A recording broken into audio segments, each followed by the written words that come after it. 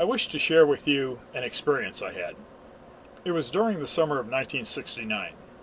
I was 11 years old. I was pedaling a red bicycle on a gravel road near MassiIlon, Ohio. I felt an odd sensation come over me. A feeling of disassociation is how I can perhaps best describe it. This feeling had occurred before in my young life, but this time I just let it go. My consciousness was then suddenly about 10 to 15 feet above myself, and I watched myself pedal the red bicycle on the gravel road. I could hear the rubber tires on the gravel almost amplified, as if my hearing had increased.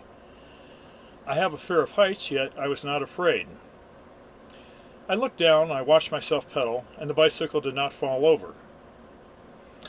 I realized that this was an unusual experience, and I became alarmed. I thought I must be hallucinating. My consciousness then immediately popped back into my body, and I found myself back on the bicycle with my hands on the handlebars. I turned the bicycle around and I rode home. I did not tell anyone of the out-of-body experience for many years.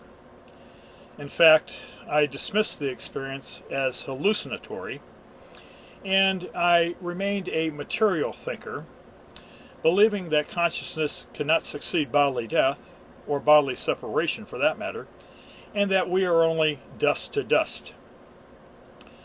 On went I, in my material view of physical life, without a belief in the spiritual.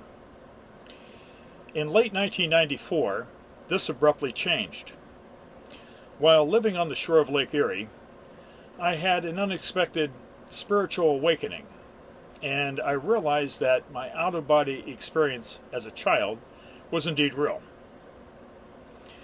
A spiritual awakening is difficult to describe.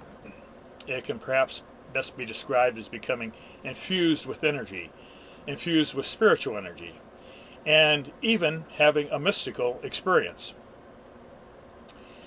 I was only an occasional poet, but I felt compelled to write about the intuitive spiritual information rushing into me. I wrote about some of the information I have received in my paper Spiritual Realism and the Limited Physical World School. It is this information and more I will share with you in various segmented videos.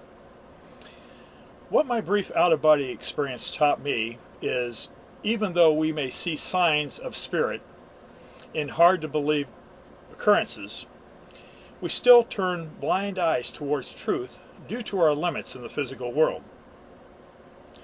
For we may forget in the darkness what we have learned in the light.